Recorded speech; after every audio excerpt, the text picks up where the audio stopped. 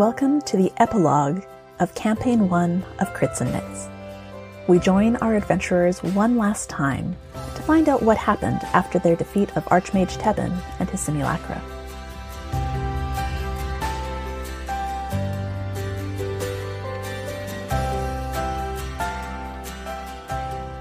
So when we last left, Erasmus had made a rather sizable donation to the Magrona Academy, and it has since been renamed the Fowler Academy, and our good friend Erasmus is now a lecturer.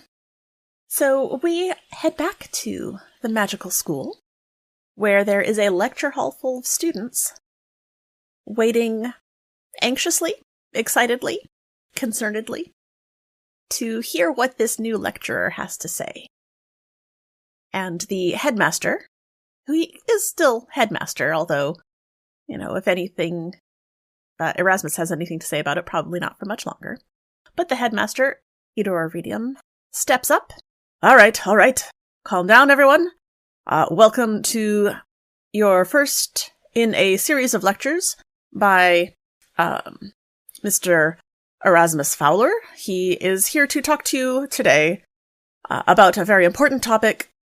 He will be discussing the Necromancer Wars, and I do hope you all take this as a bit of a cautionary tale. Mr. Fowler, if you will. Thank you. All right, Necromancer Wars. There are two of those, right? But we'll start with the first one. We don't want to just confound things and confuse them and get them all muddled up. I guess Owen would say I was doing that right now. Anyway, don't worry about that. All right, so the thing you need to know is that where I want to start. Let's start with the year of the Great Shiver. I mean, that's what we called it. I don't know if that's actually an academic term for the year at the time, but it was the year of the Great Shiver for everybody who fought in the wars. Just think about it like that. Right? So, we didn't get an omen or prophecy. Hell, I was maybe 13, 14, prime adventuring age. A good time.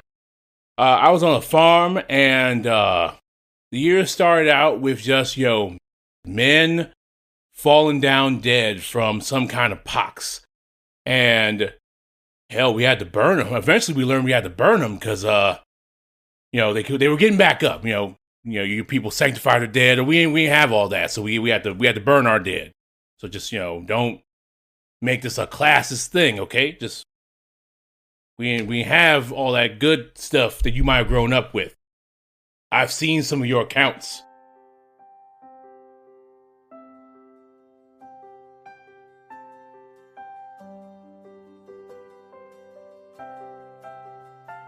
So last we saw Isolde. She had plans to go to the Fey Realm to rescue Callie, who had been sent there by Erasmus's wish. He asked for her to be somewhere safe, and that is what the universe decided. So, Isolde, how do you normally get to the Fey Realm? It's not a normal occurrence for me to take that step over. Paladins and clerics are not wizards, but we can touch base with our deities as necessary, and I think she would start off by reaching out through that divine connection and asking, can you fetch me over? And if not, then she'll pester the headmaster to make him send her over. I think you get a fairly quick response. And it's less of a reply so much as it is just a yank. And you're there. Whether you wanted to go now or not, you are there. Well, when gods and goddesses call, we mere mortals must obey. Definitely, take a second to reorient. And not a fan of plain stepping. It is more unsettling than normal teleportation. Yes, very much so. So as you look around, it's a vaguely familiar area. It's maybe the same grove you were in last time you visited. Maybe not. They all look kind of the same. There's a really nice pool of water, very clean, sort of a silver shimmer to the surface. Lots of very healthy green plants everywhere. And as you look around, you do spot a very large white, sort of shimmering white unicorn on the edge of the water. And there's a girl standing beside her. And you very quickly recognize Callie. I will walk over with some care because this is, in a very real sense, holy ground. So I will walk over there, removing my helmet. And LaRue knows that I'm there, so I don't need to clear my throat or anything. And we'll just approach and clasp my hands behind my back and wait to be acknowledged. It takes a moment. As you're looking, you can see Callie's hand is on LaRue's shoulder, and she's looking up at this unicorn goddess with just wide eyes that are shining.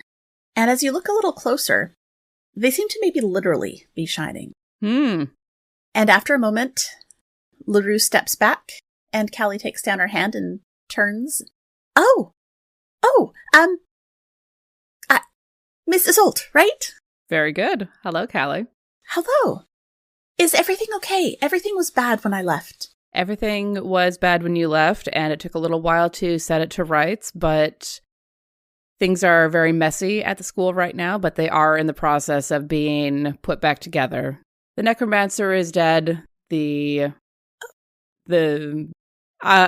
should discuss with the headmaster. Assuming that you're wanting to go back there, I say, looking between her and LaRue. Well, I am going to continue my studies, but she grins. I've got maybe a slightly different path to learning some more magic. Are you going the way of the blade or the way of the cleric? The way of the cleric, I believe. It just feels right, you know? I do know. Congratulations, and welcome, little sister. Thank you. And she looks up as if she's heard a voice, and nods to LaRue and says, I'm going over here. She walks away to give you a moment. You could work on that subtlety.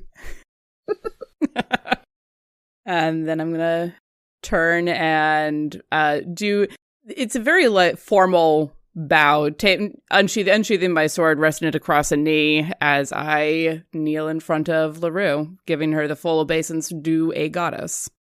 And you feel the warmth of her greeting wash over you. You get the sense that she's not feeling particularly talkative today, but you're able to feel her warmth, to feel her appreciation, and a greeting.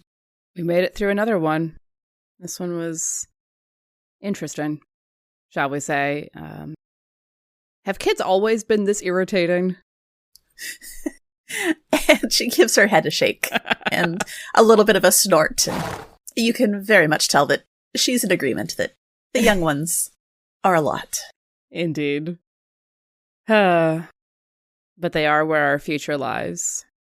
Another nod. It has been my honor since I was quite young to serve under your name, when I was older to take up the blade as your paladin. But I think it may be time for me to officially lay it down. Before, when I went to Pennycross, you and I both know I didn't really retire. The kids forced me into it. They had ideas about what an old lady can and can't do. And I didn't agree, and in my grief and my pain, I let them tell me what I needed to do because I was lost. But helping Pennycross, helping the people there, helping the school, there's always more evil in the world. There's always more darkness. And I can't always be the one to fight it. I think it's time for those irritating kids to start stepping up, and they can't do that if I don't move out of the way. LaRue steps forward and leans down so that the iridescent horn atop her head just taps your shoulder. And you feel several things all at once. You feel her warmth, her acceptance. You feel her appreciation. And you feel a sudden lightness that you haven't felt in quite some time. You feel as if a literal burden has been lifted from your shoulders. And you lay down your sword on the ground in front of you. I think this should belong to the next person who steps up to be a defender of light. I've never liked the pink jewel anyway, you know that. Said with the greatest affection. She leans in, and in the past, I don't know that she's been overly physically affectionate with Isolde. That's not the sort of thing that deities tend to do with their followers. Sure. But she gets up close, and you feel the soft fur of her muzzle just against the side of your face and your neck, and a little whiff of hot air as she snorts out a little breath. I chuckle at that and reach up and put a hand alongside her muzzle. And she accepts that touch far more than she would have before. Thank you for everything. You've given me a path and a purpose. And now it's time to find a different one. Go and actually be that grandmother that they all want me to be. And Isolde is actually, tearing up. She doesn't quite, this is letting go of who she's been pretty much all of her life. As a soldier and then as a paladin. It's she feels lighter, but also a little unsteady without that. LaRue will stay there a moment longer, letting you sort of gather yourself. Mm-hmm. And when she feels that Isolde is ready to stand on her own, she will step back and lift her head, and you see Callie perk up across the lake. And she comes scurrying around and looks at you, looks at the sword on the ground, and looks at you again and tilts her head a little bit to the side. Are you, going to take me home? I think between our goddess and me, we can get you home. Okay, thank you. And before sending you back to the normal mortal plane, LaRue dips her head one more time and taps the center of Callie's chest. And you see a pendant form there with that same pink stone that just really isn't your thing. Callie reaches out for your hand. I will take it. And as her hand closes around yours, you both feel that uncomfortable whoosh of planar transport, and you find yourselves back at the school.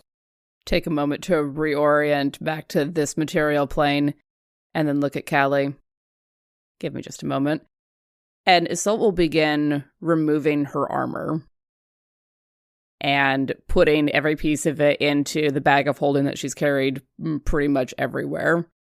Well, a secondary bag of holding. The first one has loot that she is taking with her. But she will pack up the armor, pack up the magical items that have been so helpful throughout, with the exception of the boat that she will be taking home with her. Mm-hmm. And once everything is packed up, she will hand the bag to Callie. Followers of the unicorn tend to work in pairs, a cleric and a paladin. Oh. There's going to be another one who will be called.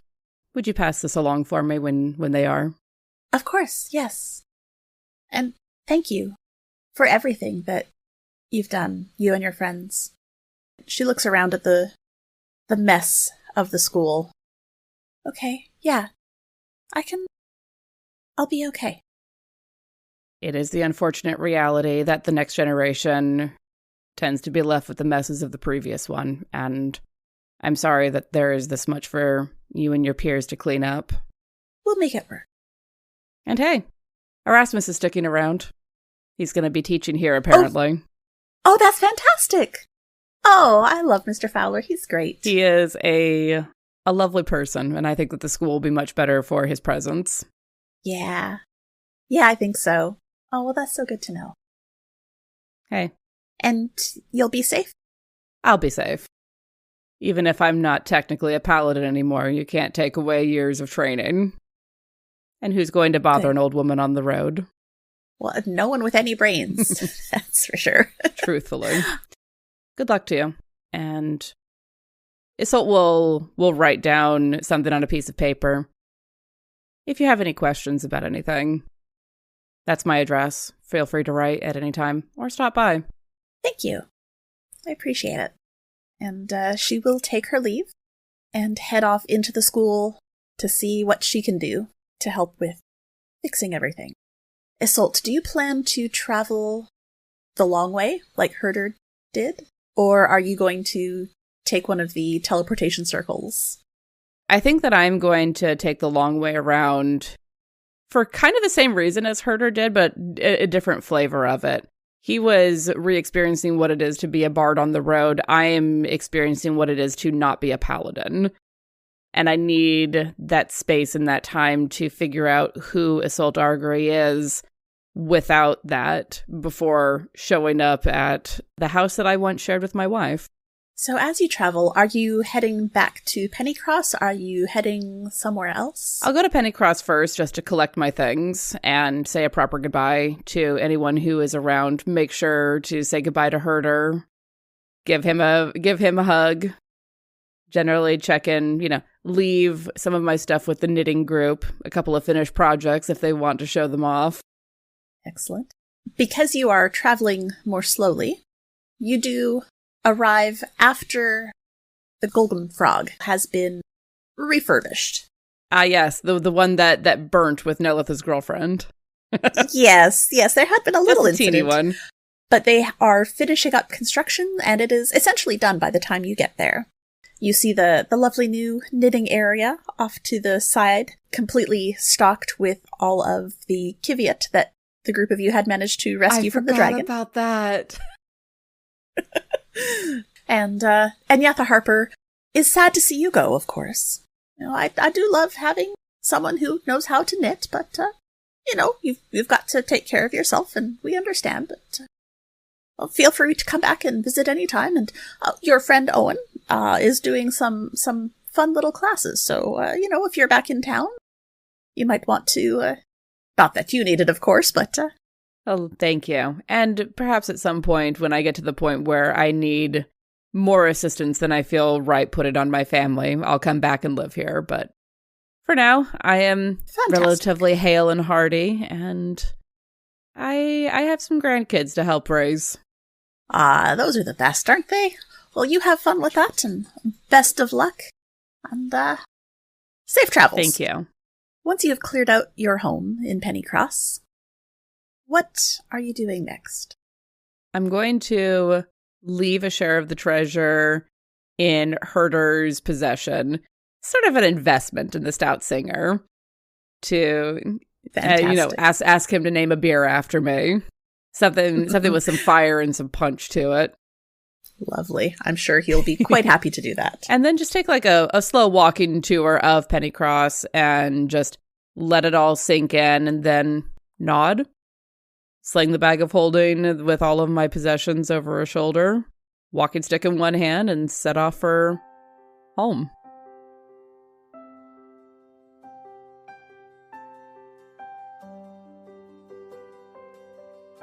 Where the hell was I? Right. Men dead. We had to burn them. But I grew up on a farm, and there was a skirmish nearby. And like some undead started coming to the farmstead, to this very rural part of town, or part of the village. Don't worry about it. What you need to know is I found a sword, and after I picked up that sword, me and Lucky, as he taps his belt, because he is armed in the hall, obviously. Me and Lucky here, we took part in what would be known as the first necromancers.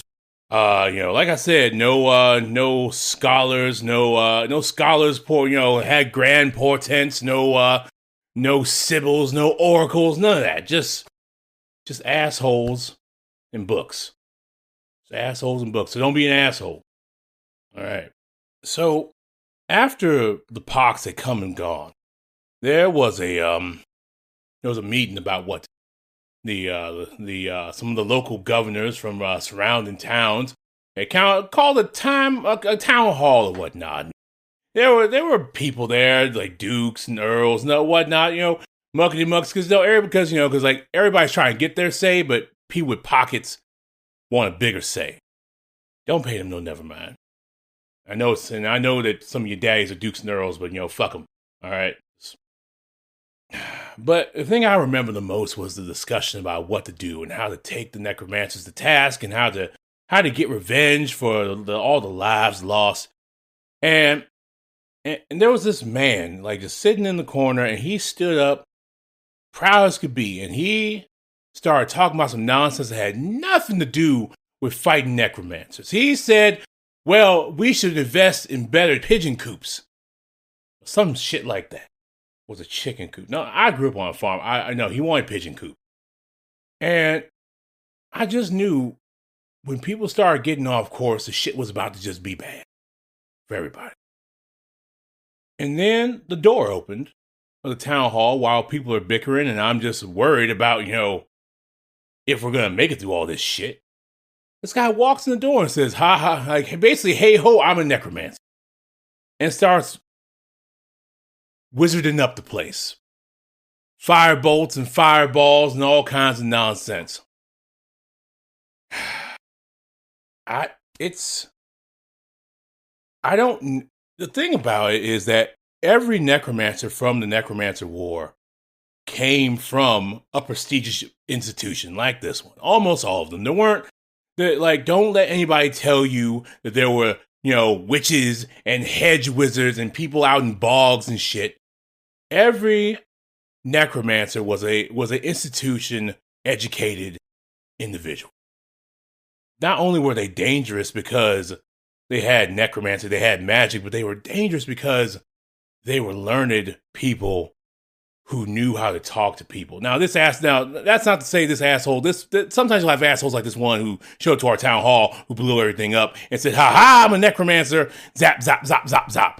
And that's what you think about, but the dangerous thing is that you'd have these men who would come into your community and they would just sit around. They would just talk to you. And then maybe a person goes missing. And maybe another person, 2, 3, 4. They go into towns where a person goes missing every now and again and people ain't going, it might not look too hard. Or they went to isolated places where nobody would talk about them, raising the dead and creating a cairn around everybody's feet. These people had a plan. These people were smart. These people were educated. And they, except for the liches and even the good ones, you couldn't really know unless you also were magically inclined. They looked like you and me. They were polite. That's dangerous as hell.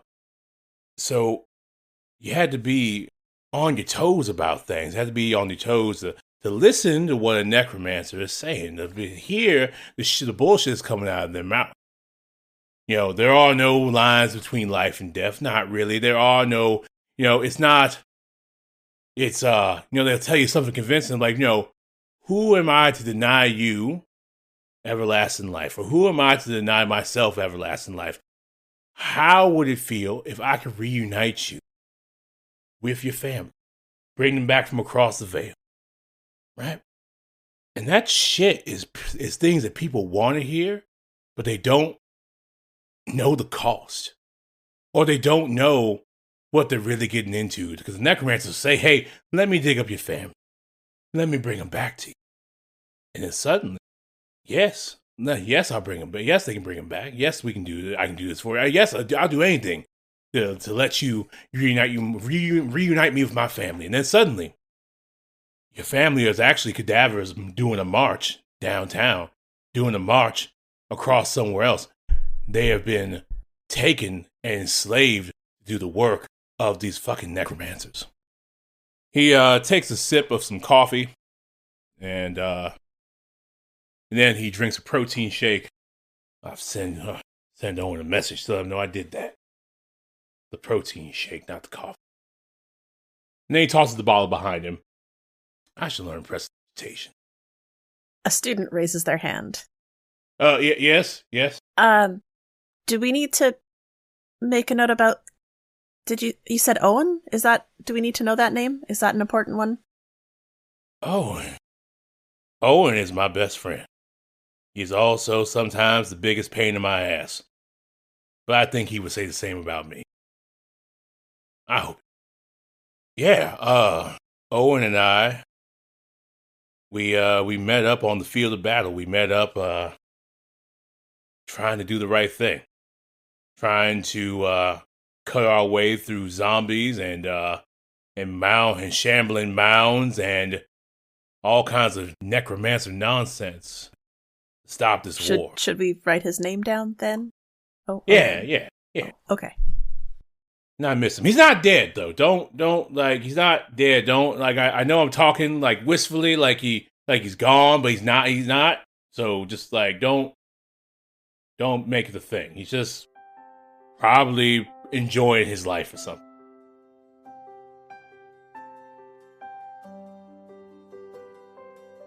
What is Owen up to? So Owen's feeling a little weird because all of a sudden Raz is being a teacher at this school and is not coming back to Pennycross with him. And while they've not spent their entire lives together and have, been apart for years at a time, Raz has become a staple in Owen's senior years. So things feel weird. It's not a real loss because Raz isn't dead, but when you're old, things can be weird like that. Can be weird like that at any age, I suppose.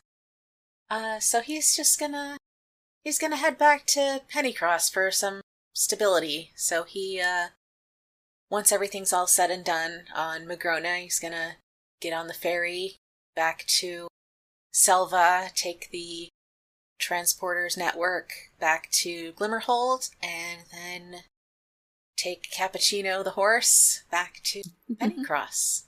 His first port of call is going to be his own house to shed all of the armor because that does not get any lighter with age.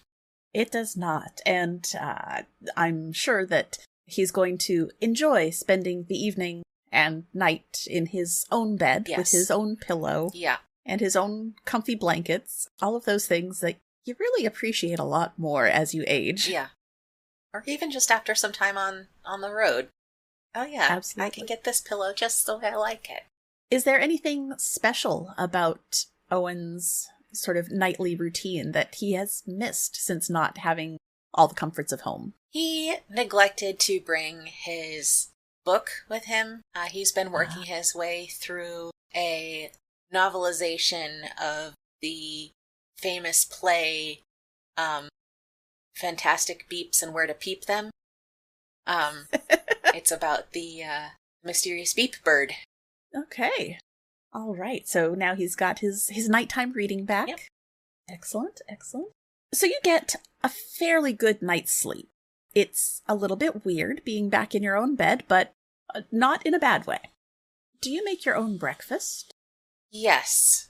Owen's gonna whip up some oatmeal. He's an oatmeal guy. And just kind of enjoy not having to listen to other people's mouth sounds for a little bit. All right. So after a nice quiet bowl of oatmeal on your own, it's getting to be, well, mid-morning, which is not particularly late, but you're in a retirement community. You hear the sounds of everyone doing stuff outside. As you walk outside, you get to the courtyard, and that statue is still there. But this face is familiar now. Yeah. And it is the headmaster, not the bad other guy. Yeah. The bad guy. So it's a little less offensive. And you notice that there are still several people with their easels. And there's some who are working with paints now, some who are still working with charcoal.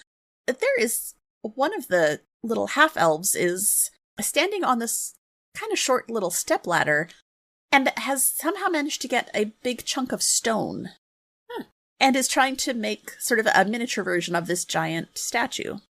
If you get a little bit closer and take a look, it's not a very good replica. But you know what?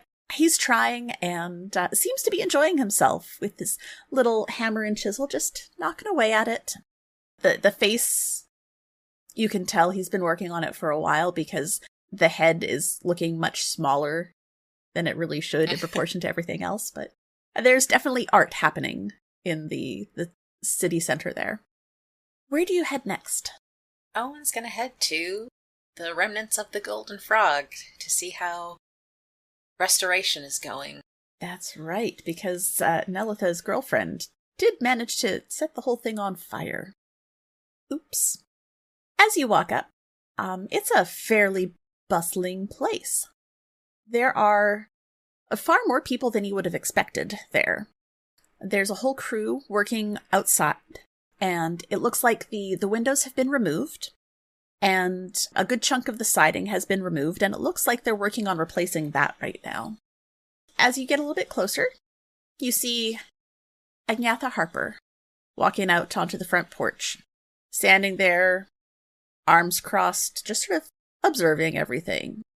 And she turns her head a little bit and spots you, gives a little nod. Owen gives her the sup and makes his way over. Agnatha, it's been a minute. Yes, it's been a bit. You're back now, I see. Yep, in one piece mostly. Excellent. I can't recall what you young folk were off doing. Something about a dragon? No, you came back after the dragon. It turned into a whole thing. There was a necromancer. There was an evil wizard at a school who turned out to not be evil after all. It was actually that guy. Interesting. Good fellow. Is he now? Headmaster Idor Iridium. Iridium, hey? I knew an Iridium back in the day. Perhaps a relation. Could be.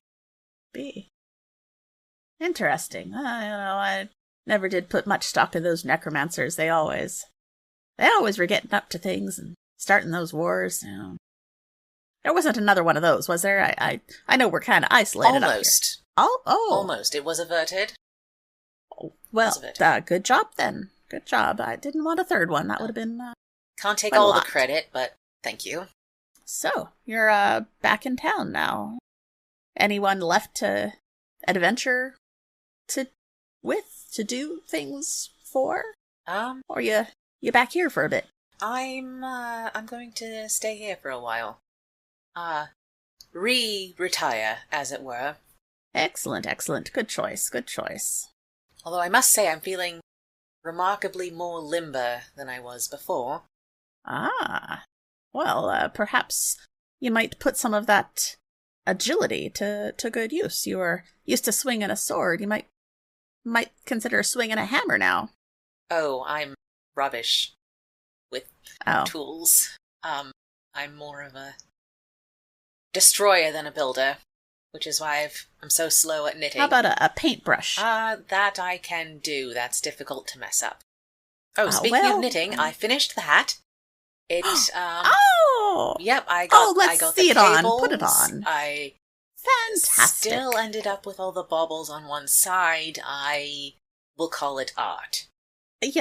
There's nothing wrong with making art when you're knitting. That's, knitting is art, Yes.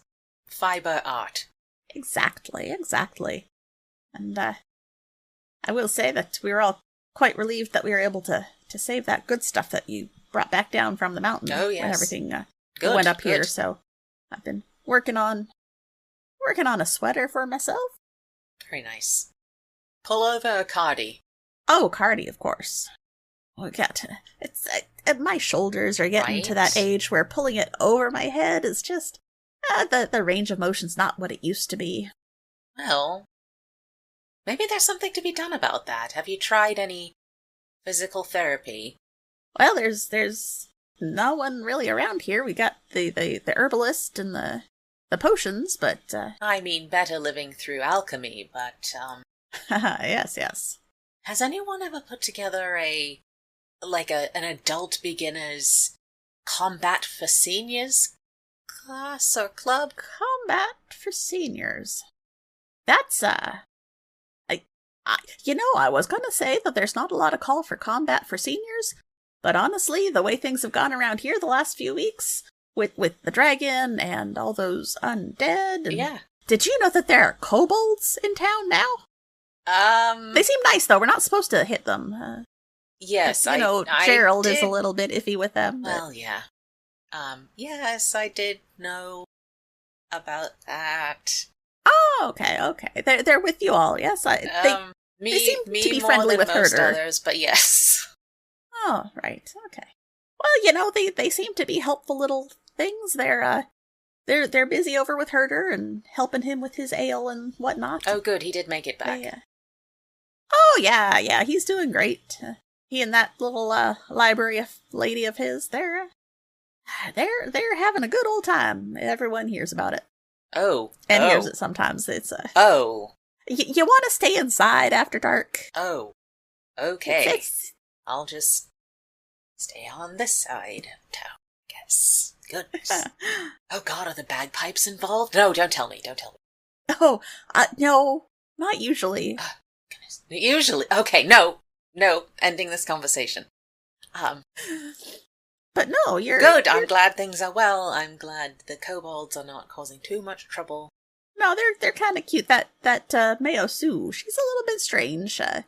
Yeah. That moisturizer thing she's got going on with the mayonnaise, I don't know that it's doing her any good, but she seems happy with it. She seems happy. She's not really harming others, apart from maybe the rancid mayonnaise smell every once in a while, but then we just dunk her in a bucket of She seems to like the bath, too, Yeah. so... Maybe we can get her on to bubble bath, Sue.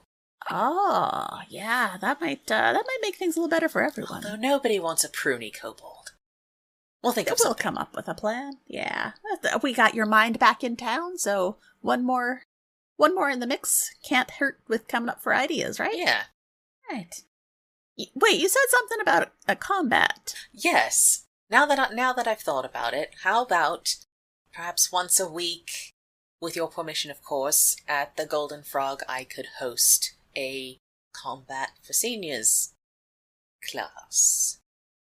No real swords, wooden swords, practice swords. All right. Knit covers for swords. I would love to make some sword cozies. Yeah. I got a pattern that I could probably adapt to that. One of my ex-husbands. Anyway, you don't need to know that story. No, I do not. But no, I could whip up some sword cozies. Yeah. Now, you think you could teach some of us old folks? Well, first we have to get the Golden Frog put back together. Oh, yeah. Well, we're about, I'd say about halfway there. But the inside, come on in. The inside's about done. And she'll lead you inside, and you can see that the bar area has been totally replaced. And now, instead of a wooden bar, it's actually a stone. Stone topper. The tables are still wood, but the bar itself is a very nicely sort of carved granite. You actually see a couple of the kobolds scurrying around, and they're jumping up on top of each other's shoulders to put away some of the new liquors that are being uncrated. And Yatha sort of waves at them. All right, thank you, folks. Once you're done with that, you can head on back to Herder, and you let him know that we're still on for that discussion about me maybe stocking some of his stout, and we'll see. Oh, is the competition over?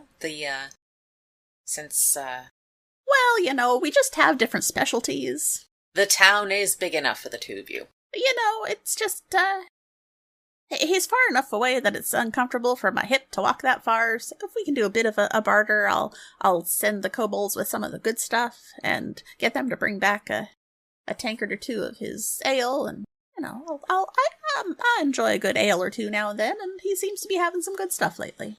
Yeah. But yeah, you can see we've got the new bar set up, and we got the nice little knitting nook. It's not so much a nook, and she takes you through the door at the side of the bar, and the little room that they had sat in before to knit, that wasn't really a separate room. It was just sort of a corner of the bar where there was a fireplace and a little bit cozy. They've renovated, and it is an entire room now. It is as big as, if not bigger than, the rest of the bar. And there is a central fire pit with a chimney type thing coming out of the ceiling, sort of hovering over it. And all around it are rocking chairs. Very comfortable looking ones. They're nicely padded. Nice. With little tables on each side so that you've got room for your drink, but also your knitting. Along the back wall, they've set up shelves where they're now displaying all of the good stuff, the yak and the kiviot and the things that the rest of you brought back and shared with the group. So they've got a bunch of fancy yarns to choose from, and there's even a spinning wheel in the corner and a bunch of fiber ready for whoever wants to work on that. So they definitely have this new space set up. You know, we could probably clear out about half this room, move the chairs and whatnot over, and let you have a space to spread out and combat. Yeah. I think if we just push everything to the sides, it should be fine. I don't anticipate a lot of lunging right off the bat. Oh gosh, my knee hurts just thinking of that. Yeah, exactly. Yeah. No, I like this idea, Owen. I think this is an excellent plan. Would you be charging for this class, or just it's going to be a fun thing? I think I will think of it as community service. Well, tell you what, if you're going to be serving the community like that, as long as you're doing those classes, I'll comp your membership here at the club. All right, I'll take that deal. Unless I get broken, and then everything's off. So of course, don't get too rough on us. We're not all quite as young as you. All right. So you have now set up this Combat for Seniors class, which is going to be absolutely fantastic. You do your part to help with getting the Golden Frog back on its feet. There's a lot of construction that you mostly avoid, just to keep from causing more damage than help. You do take the opportunity to go visit Herder, and he's doing great. Of course, you visit with the kobolds a little bit more than you had a chance to over at the bar at the Golden Frog, and it's probably another not quite a month before the Golden Frog is fully finished and refurbished, and all the windows have been replaced, and you find yourself there early one morning after you've had your quiet time with your oatmeal alone. Mm-hmm. You join the knitting group for coffee and knitting, of course. And so you're in the knitting room, sitting near the fire with several of the folks that you remember from before you went on all your adventures. Rockin and Sarlin and Harnor, the half-elves. You recall that Sarlin was the one who was really there for the knitting, and Harnor was there for his husband. And as Sarlin is working on this very intricate-looking cabled thing that you think is going to be a sweater, but you're not 100% sure because it's still just a single piece. Harner leans over. Well there, Owen. I hear you're going to be starting up something for us? Yes, Wednesday nights, 6 p.m., Combat for Seniors. Well. Weaponry provided. Right. Oh. Have you already got all that weaponry that you need? Are you still looking for... If you have something you're willing to donate, I will gladly take it. But we're mostly using my own collection. I'll tell you, Sarlin here, he got hooked on that bulky knitting for a while with the big old needles, and those were real hard to find, and so I spent some time learning how to make them, and so I've got a whole bunch of prototypes that honestly I think if I just add a hilt, probably function. Well, they'd be a good sword for maybe the halflings or the dwarves. Would they function as a gladius or dagger for us taller folk? Medium-sized folk? Yeah, I think they might. And, if they're a little bit long, it's pretty easy to make them a little bit shorter. You can always take more off. Fantastic. I will, how about, after we're done our little knit and clatch here, you, come on over to our place. I'll show you the workshop, and, you can pick out the knit needles you want me to convert. And, That sounds excellent. I appreciate your generosity. Well, honestly, I'm looking forward to hitting this man. He's, ever since you brought back that Kiviot, he just can't shut up about it. And it's fantastic. It's real soft, but there's other things to talk about, I'm well aware of how it is when a man in your life will not shut up.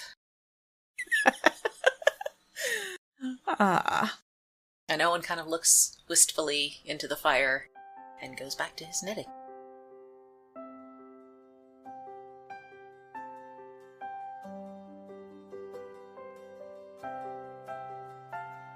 Are you any of you pledged necromancers right now? Because I'm gonna say this. You're hearing a lot of shit from me about necromancers. Like I hate you. And it's not that I hate wizards. It's not that I hate necromancers. It's I hate the lack of responsibility and sometimes the ideology that surrounds seasoned necromancers. Does that make sense? As you're looking around the room, you do spot Darian, sort of way off to the side, sitting with his arms crossed, because he's been forced to be there, whether he wants to or not. And when you did ask if anyone else was a necromancer, he pointed at the guy next to him. Good look.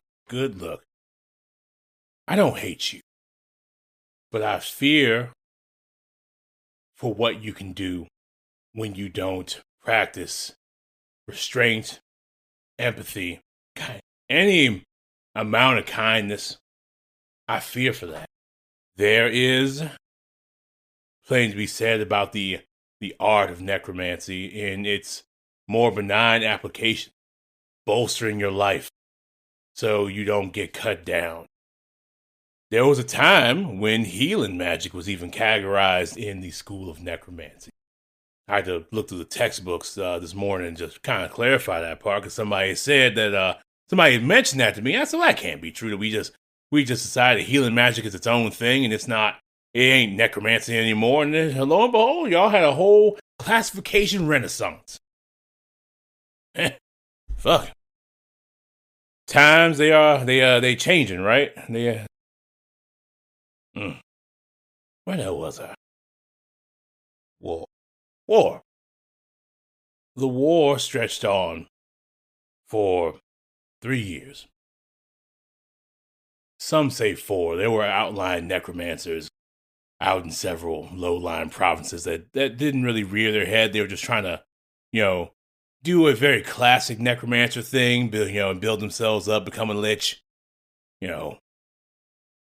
So 3 or 4 years is what everybody wants to kind of squabble about. In the last years of the war, we found that Necromancer Prime, or the Primus of the Necromancers, Necro Leader, Necro Monarch? We called him all kinds of things that ain't really kind, so we didn't really catch his self-proclaimed title. Might have been them. I don't want to get that part wrong. I can hate somebody, but I ain't about to just, I think it was them. Them, yeah. Them. The Themcromancer.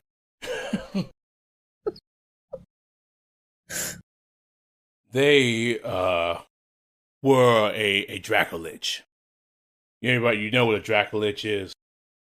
Who can answer? You see some nods and a couple people shaking their heads. All right, you answer for the class. What's your take on a Dracolich? A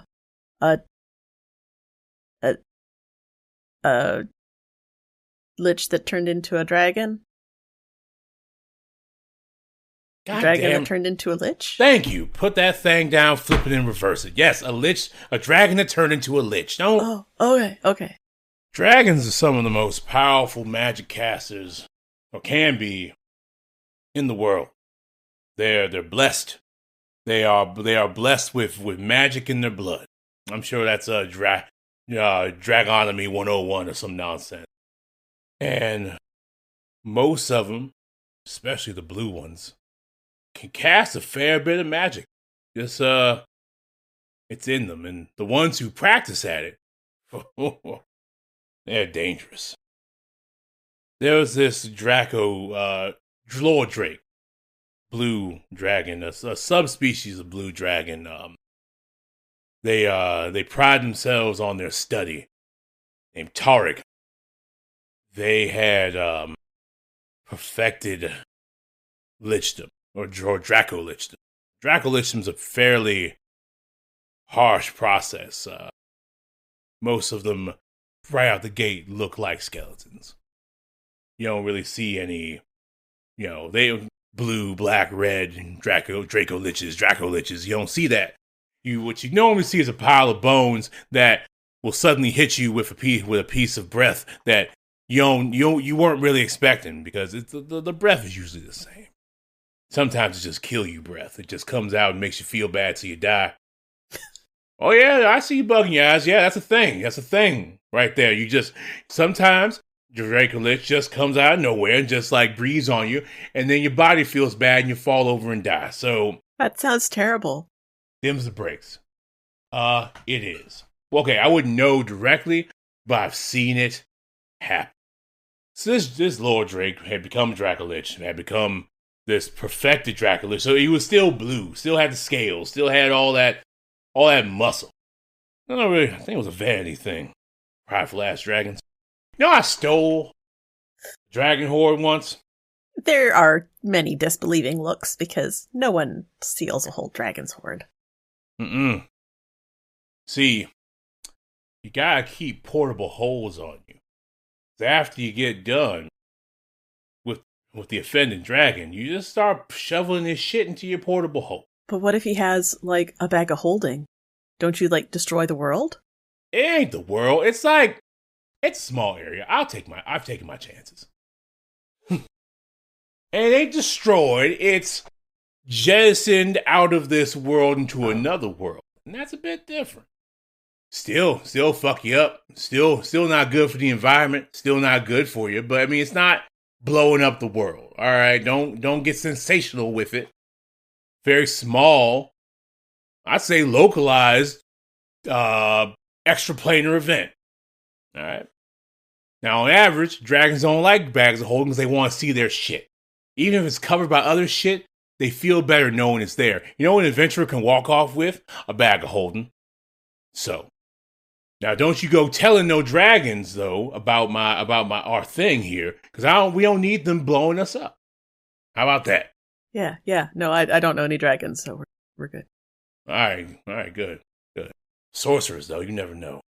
You never know with a sorcerer. Anybody's mama, daddy, sisters, cousins, auntie could be a dragon with a sorcerer. You do hear some grumbling. There is definitely some anti-sorcerer sentiment at this wizard school. Hey! No. Here we ain't having that. We're not hating them because of who they are. You just don't know if they're going to go run and tell a dragon, because that might be their cousin. Okay.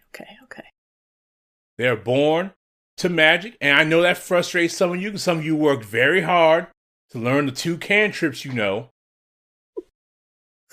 But, them's the breaks. Maybe you can befriend a sorcerer and they can get you a date. Because some of you look lonely. So, this Lich, on the approach, he had an entire bevy of nonsense. But again, the most dangerous thing wasn't the monsters. I mean, okay, look, they were dangerous, all right? Like, they were coming out all the woodwork. They were snatching people in the ground. They were pulling people through the air. They were cutting people up. Don't get it twisted like this shit wasn't dangerous. But what I think the most dangerous thing was the rhetoric. We were tired. We had been fighting the war for years. We had lost people. We had seen some of our friends come back onto the field ready to face us. We had seen families torn apart, souls sacrificed. But the way that Dracolich talked as we came marching through, and some people say, he's trying to talk because he knows he's finished, so don't buy into that bullshit. If somebody's willing to talk, 7 times out of 10, they think they've got a good enough argument to make you do something you don't want to do. And the way that they asked us to just lay down our lives to accept the oncoming wave, because in that wave we would be reborn perfect. We would be reborn unafraid of death, unafraid of the struggles and rigors of life. Whew. Some people, that shit's real tempting when you've been fighting a war 3 years on the ground, in trenches, in castles and dungeons, caves, against all manner of shit. So, let's just say there are some people who like the offer a little too much. Now, I don't miss those people. I miss what they were, but I don't miss them. And there's me, and there's Owen, Robilar, and all manner of heroes. We walked our asses in there. We didn't know if we were going to see tomorrow, but we did know is that we had to do something about this damn lich. Because this Dracolich and all of his cronies, all of his very well institute-educated cronies, had thought that their power was more important than our freedom. That their power was more important than our right to live or rest in repose. And I'm telling you this because I want you to think about power that you are studying the game. Because while this was a necromancer's war, and it was absolutely horrific, it couldn't easily have been a transmuter's war with all kinds of mutants on the field. It could have easily been an evoker's war with bombardments and blasts all of the nonsense. It could have very well have been the enchanter's war, where civil wars were breaking out left and right. It could have very well been the diviner's war, where the futures that you have dictated for us are sacrosanct to you, and you will do everything in your power to stop us from deviating from the things that you have already seen. Could have been an illusionist war, where nobody could trust anything they saw in front of their face. You cannot use your outsized power just because you have it to impose your will upon others. It's taken me a long time to really get there because, hell, I was an adventurer. I spent some time doing work for gold where I used my incredible talents to displace other creatures. Sapient creatures. Not all of them were bad. Some of them were just occupying an area that somebody didn't want them to be in. Now, I've spent a good part of my life trying to undo that kind of shit.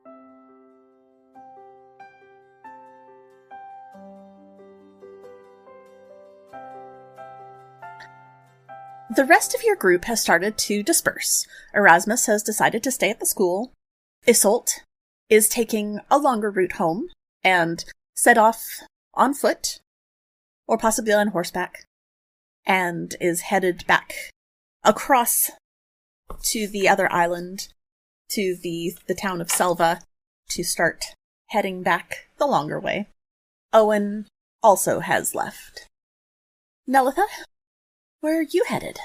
I think I would have started heading with Assault back to the other town before heading off to Glimmerhold to pick up the artifact that I left with that gentleman. My memory of his name escapes me currently. I am an old woman.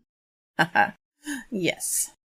Well, you do get back to Glimmerhold quite easily. I assume you use the teleportation circle? Oh yes, I'm not like Herda. Alright. So you teleport into Glimmerhold, And once you step outside, as you look around, in the distance you see a faint glow. Ah. You start moving towards it, and you find yourself heading back to that same safe house. And as you do the appropriate knock, Sri, the tiefling, opens the door. It's you. Yes, I'm here to pick up my property. And they wander off. I go in. There is a familiar-looking gentleman sitting in the common room at one of the tables with a glass of ale. And he is looking at the door and sees you as you come in and gives you a nod. This is Hollandanos, the fellow who has your artifact. Hello. I am back for the artifact that I left with you. Yes, about that. What about it? Do you really need it back? Weren't you the one that said it was safer with me because I have kept it safe this long? I suppose. And he looks down at the thing around his neck, touches it gently. I've become rather attached to it. In the 4 days since I saw you? It's rather striking. I like it. Interesting. Have you used it? I don't know how to use it. Do you? No. It's not my place to know such things. He looks very reluctant to take it off. Are you sure? You can protect it appropriately. You know, I am becoming rather an old woman, but I have protected it for this long without anybody finding it. I guess if I die, you could take it off my corpse. Where can I find your corpse? Pennycross. Roll me a persuasion. Oh. Persuasion is not one of my better stats. Shit. 17. He studies you for a moment, and then reaches down to a bag beside him, and pulls out a quill and some parchment. And you see him scribbling something, and you see him sign the bottom with a flourish, and then pass it over to you. It reads, I, Nelitha Devlin, being of sound mind and body, do hereby bequeath the requested, shall we say, necklace? Sure. To Hollandanos upon my death. Signed this such and such date, and there's a place for you to sign it, and witnessed by Hollandanos. And another line underneath that. And he points to the top. Sign here. You're forcing me to sign a will? Not a will, just proof that when I come to collect it, it is indeed mine. All right. Who signs it? And he'll snap his fingers, and Sri comes over. He passes the quill to Sri, who then signs the other witness line. You know, I wouldn't want anyone to accuse me of strong-arming you into this, so secondary witness. Strong-arming? No one would believe that. He rolls up the parchment and tucks it into his bag and pulls the necklace over his head, looks at it a moment longer, passes it to you. I take it back, put it on, put it underneath armor and all that. And once it's on you, you no longer see the glow from it. Okay. So will you be able to see the glow now? Yes. Interesting. All right. So, maybe have some of your friends in town, Pennycross, was it? Sure. Make sure they know who I am, so that I can come pay my respects when you're gone. I will do that, but I don't plan on that being any time soon. Good, good. Don't want to be missing anything that is mine. I don't want that to be without protection for any longer than necessary. Fair enough. Just so you're aware, if I should happen to die in my house, it is heavily trapped. That won't be a problem for me. Sure. Right. Well, I suppose that's it for me then. All right. Safe travels. He'll down the last of his drink and get up and leave. You get the feeling that he had been hanging out at the safe house the entire time you were gone. That boy needs a hobby or a girlfriend. Speaking of, you have a girlfriend back home. Are you heading there next? Yes, I am.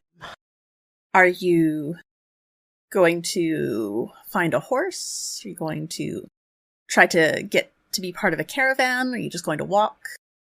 I'm probably gonna get a horse, and we have enough money now that I don't feel the need to steal a horse either, to put All right. more on my head in this town, so... Okay. You are able to legally acquire a horse through an appropriate purchase. The fellow who sells it to you is a little concerned about someone of your age going off on your own on that long a distance, but once you've assured him that you're fine, he drops it. Good. The several sparkly, pointy things that he sees also help him to decide not to say a thing. Your trip back from Glimmerhold to Pennycross is fairly quiet and uneventful. There are no more weird things. Well, not too many weird things. How do you sleep at night? You don't have the fancy castle, I Brooke. do not. Well, because I am an elf, I don't have to sleep long. So I think it's a huddle down, hiding in like a bush kind of thing sleep for 4 hours, and then I get up and keep going. I would like you to roll me a perception check, please. Okay. Perception. 30. Okay. As you wake or come out of your trance, you catch a little white tail as it hops away from you. Fucking bun. Okay. I thought we... You continue on? Yes, I don't know what else I could do with that. DM. Okay. Do you want me to shoot it with an arrow? I can do that. That is entirely your Fucking call. try. I'm gonna do that. Short bow. All right. Oh, it's an 18. Yeah, you hit the bunny. Is it a real bunny? As you pick it up to look at it seems to be a real bunny, Okay. but it's got like a weirdly colored patch of fur on its belly. Like a sort of greenish color. What the fuck? How many of these little bastards did he make? And she just like shakes the bunny. As you're doing that, Oh, fuck. it twitches in your grip. Ah! Roll me. Oh, what do I want? What do you roll for surprise? Because this isn't like a surprise attack by a thing. Sure. This is Yeah, simply I don't have alert, so I'm shock. okay. Are you wanting me to be able to still hold on to it, or what do you? Yes. Probably sleight of hand? Okay, roll me a sleight of hand. Okay. 27. Okay. You don't drop the bunny. Okay. Unless you would like to. I mean, is it like alive? The arrow is still sticking out alive. The arrow is still sticking out of it. Yes. I'm gonna shove the bunny into my bag of holding. I will deal with this later. Okay. Other than that, I have a feeling it doesn't have to breathe, so I think we're okay. you make good time on your way back to Pennycross. And when you arrive, Herder is not there yet. My god. He only left a day or two ahead of you, and he was taking the long way. What's the long way? The opposite side of the fucking world? No, he chose not to teleport from Selva to okay. Glimmerhold. So he was taking a much longer way. But you do see that the Golden Frog is mostly rebuilt. There's still some folks working on finishing it up. And you do catch the eye of familiar Fire Genasi, as she is not really assisting with any of the woodworking portions. They decided that might not be a good plan. Sure. But you do see her helping with some brickwork. And she gives you a little wave. Oh, I wave back. So what are you doing now that you're back in town? I'm going home. All right. I am not stopping and talking to anybody. I don't give a fuck. You have had quite the week. Yes, I think I am ready to be at my house. Okay. So tell us, what does Nelitha see when she gets home? So, she has a... You want the outside or the inside? Whichever you'd like. Sure. She has a, just like a little cottage closer to the outskirts of town. She didn't buy one of the houses that are closer to the main area. It's very well put together, pretty flowers on the outside of it.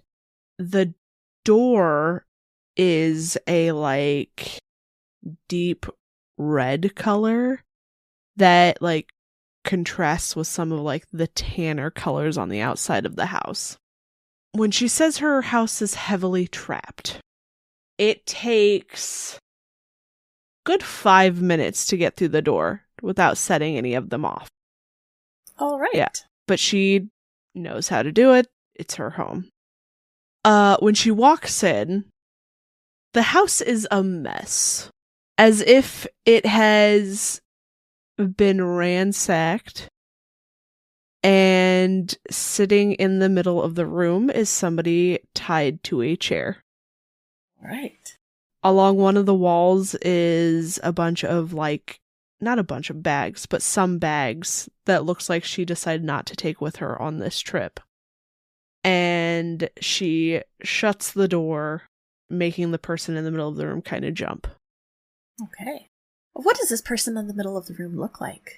This person is tall, high elf with short gray hair, glasses missing from her face, and is in what looks to be just like standard, like maybe sleep clothes.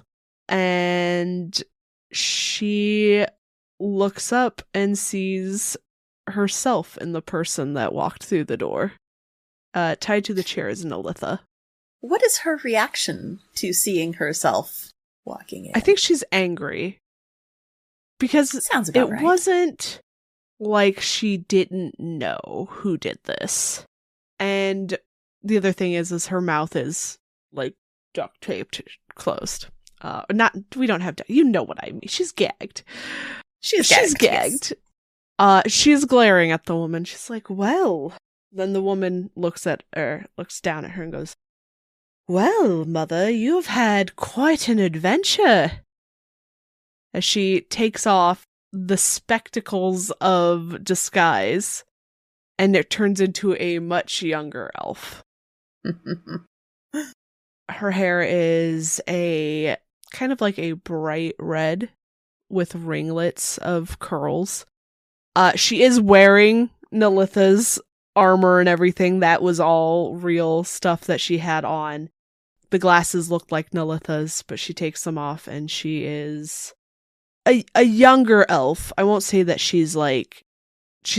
Nelitha's old, but this is definitely somebody who has very similar features to Nelitha. They both have the same colored eyes. Maybe Nelitha's hair was red at one point, but she is an old woman now. Sitting in her chair, I think upon closer examination, one would be able to see the skin around her wrists and ankles, anywhere that she was bound, is quite red and raw, as she has been struggling to escape from this chair, where she has been bound for days, a week or more. Oh, I would have expected you to get out of this. I'm really surprised I didn't come back to a mob. Oh, you're losing it in your old age, mother. Nelitha glares at her daughter, unable to do anything else. It's business. Who taught me how to do this? You, of course. You pissed off the wrong person, and they came to me. I can't wait to hand this over. And she pulls the amulet out of her shirt. Nelitha's glare just intensifies. It's okay. It'll all be over soon. And she pulls out a dagger. Okay. And what is not Nelitha going to do with that dagger? She is going to kill her mother. Okay. I would make you roll for it, but she is bound to a chair and has not had anything to eat or drink for a week. Yep, and she's an old woman. Yes. Tell us how the daughter kills the mother. Is it a simple stabbing? Is she doing something more intricate? Is there a ritual involved? No ritual. I think they're assassins. It's clean. It's very done and over with kind of thing. And then she starts setting up the house to make it look like something else. Okay. Is she taking anything from the house? Oh, yes. She took almost all of the artifacts that Nalitha had. She's already ransacked it. Yeah. Got it. Yep. She lays her mother in bed, covers her up, and is going to wait until nightfall to actually leave. Okay. Is there anything else you do during the rest of the day? It is rather late in the day by the time you've arrived back anyway. She eats a snack. All right. And once the sun has set, what do you do? Once the sun is set and the rest of the town looks like it's gone to sleep, the mysterious daughter of Nalitha will set a fire in the middle of the house. Something that's gonna catch, and it's gonna catch kind of quickly. And she is gonna take what she has and leave. And she's gonna go through like back channels of the town that are not as watched or populated as you would think. I feel like she's like scouted this out enough when she found out where her mother was. Yes. I would like you to go ahead and roll a stealth check with advantage, because you have planned this. That is a 31. All right. You are able to slip out of town unnoticed. And I believe that's where Nelitha's story ends. With Forever. Nelitha, unfortunately deceased. Yep. And her corpse burning as Twyla Devlin sneaks off into the night, presumably to meet with someone from the Temnota.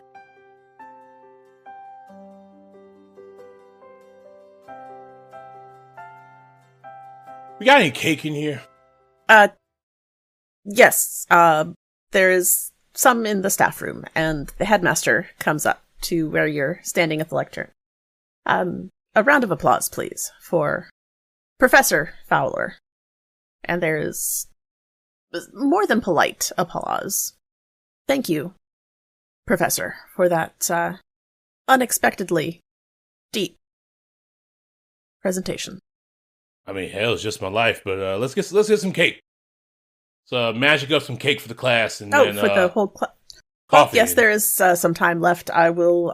Yep. So give me a few moments. I'll arrange it, and he scurries off. And just a few moments later, there are a couple of carts of coffee and cake being wheeled into the classroom, and the students are confused but appreciative as they start descending on the snacks in front of them.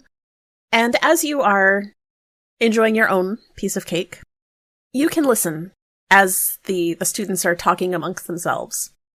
And there are a lot of conversations about the things that you just talked about, and the fact that it could have been anyone, not just the necromancers. And from his spot in the corner, Darian's still being Darian, because that's just who he is. But he catches your eye and gives you a nod.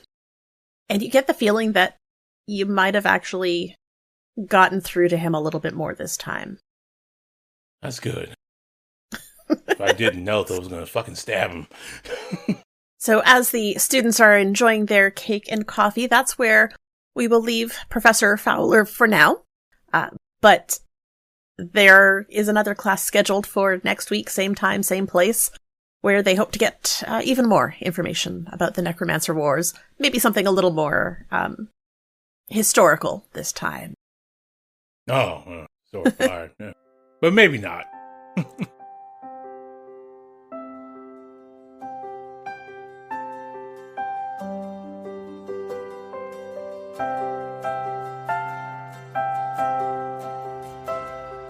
Thank you so much for joining us on this adventure. We had a great time knitting and playing together. If you'd like to see more of us, you can join our Discord or follow us on Instagram at Crits&Knits. This may be the last official adventure for this crew from Pennycross, but it's not the end of Crits&Knits. We'll see you again soon.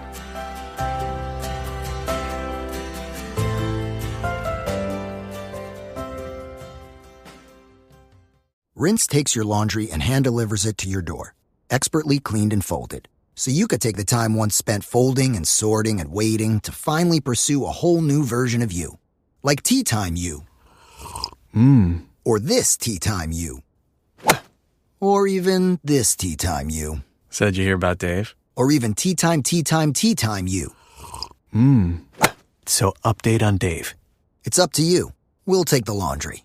Rinse. It's time to be great. A Majestic Goose podcast. Honk.